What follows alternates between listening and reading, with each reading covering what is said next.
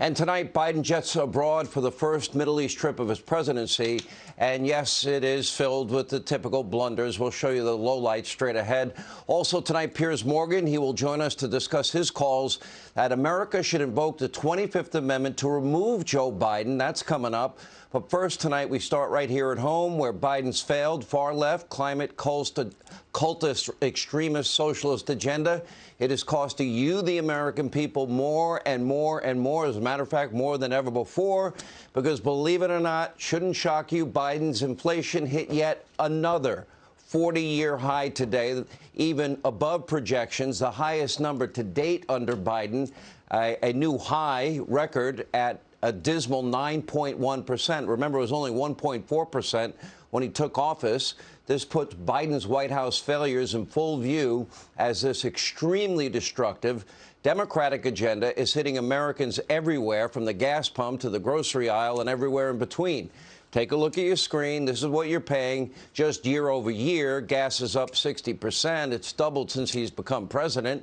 Now, chicken up another 18%, eggs up 33%, food costs across the board, new cars, used cars, they're all up. Airfare, yep, costs a lot more for jet fuel. That's up 34%. Pretty much everything you pay for is costing you a lot more, and it's all because of the economic and energy reckless policies of Joe Biden and, of course, the climate alarmist Green New Deal agenda. According to the new data, the average worker has lost $3,400 in annual income as a result of Joe's inflation. And for families, it is a whopping $6,800 annually. That's a new tax. Now, remember, it was Joe Biden who said back in December, inflation had peaked. Another complete lie. Now, add all of that yet to another warning sign that's gone largely unnoticed. Car repossessions, yeah, they're exploding right now. What Barron's is calling, quote, an underappreciated ticking time bomb. Is this yet another bubble that's about to burst? And even the mob and the media, including those at fake news CNN, they're saying there's no silver lining to these inflation numbers. And there's not. Take a look.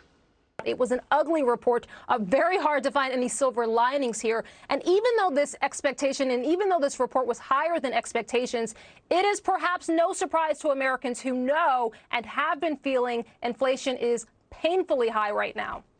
But overall, it still is 9.1, and it's a bad number any way you look at it. When I look at this report, I don't see any relief anywhere. Even before we got to this 9.1%, there had been some sectors that were behaving a little bit better. I look at rents going up. I didn't see any relief in apparel. There was some hope, folks, that maybe with the inventory that Courtney Reagan's been talking about at some of the department stores, that you might see some relief in apparel. Not much there. So tonight, we'll be honest as we can be with you. They keep talking about a soft landing. I don't see any soft landing here. There are no solutions coming from Joe Biden. In fact, what we're getting is the exact opposite, because yet again today, Biden played another blame game, releasing a statement, quote, it's a reminder that all major economies are battling this COVID-related challenge made worse by Putin's unconscionable aggression. Gas prices, grocery prices, they were all surging well before Putin's invasion. We have shown you this chart over and over again. Joe Biden artificially reduced the supply of the world's energy before Putin's invasion. Joe Biden killed the Keystone XL pipeline, put all these restrictions on domestic energy production long before Putin's invasion. Biden and the Democrats, they rammed through the COVID relief package that wasn't actually for COVID before Putin's invasion. It has been one lie after another lie after another lie. Now, these far-left failures, they overheated the economy, they spent way too much money, and now they want to blame everyone but themselves. First, they blame the pandemic, then they blame Vladimir Putin, then they blame rich people, then they blame big oil, then they blame gas station owners, then they blame Republicans. Then you can always blame Donald Trump when all else fails, and even Fox News. But now at least one Democrat is taking things a step further and is actually blaming the summer heat for Joe Biden's struggles. Guess it's too hot out there. You know, too hot for what? Joe to poll well? Is that what it is? Take a look. President Biden's poll numbers are sinking. A New York Times Siena College poll found 64% of registered voters, if voting in the Democratic primary, would prefer someone other than Joe Biden as the Democratic nominee in 2024. What's your reaction to that? So I really look at those numbers, yes, as dissatisfaction, as the frustration of the summer, the heat. But I'm ready for the fall when we really turn that election around after Labor Day. All right, don't forget what this all means. It means that if you're seeing a modest wage increase, that wage increase is totally, completely wiped out by Biden inflation and then some. And even if you're earning more, your purchasing power is less and less and less. Joe Biden is now the pay cut president, where you pay more, you earn less.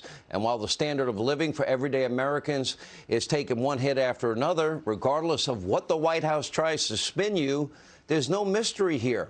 Biden made it clear during the campaign that this is what he wanted to do. This is what a far-left climate warrior does. He said over and over again, you had to pay attention, he would eliminate fossil fuels in America, or at least domestic production. He wanted to decrease American energy independence, had no problem, meaning if you paid more at the pump. And Biden and the climate cult and the Democrats, they've made it clear they have no problem compromising U.S. energy security, no problem crippling the economy. They will do virtually nothing to increase the world's supply of energy. We have hundreds of years' worth of domestic energy available to us. It's under our feet. You don't have to beg Texas, Joe, to pump more oil. Biden is giving up the greatest opportunity we have to lower inflation, reduce prices, create high-paying career jobs, give us national security. Every item, every store that we shop at, we can reduce delivery costs significantly. That will be passed on to we, the people, the consumers. But he has to cling to his Democratic Party's climate cult. It is dangerous, it's delusional, and most of all, it's simply destructive to the health and welfare of every hardworking American across this country. 2/3 of Americans now, they're living paycheck to paycheck, Joe. Can the President of the United States, for once, think for himself at all? Is that even possible? Can he actually stand up to the far-left radical extremists that are running the country on his behalf? Likely not, considering, we're not even sure if he knows that today is Wednesday. Hey, Sean Hannity here. Hey, click here to subscribe to Fox News YouTube page and catch our hottest interviews and most compelling analysis. You will not get it anywhere else.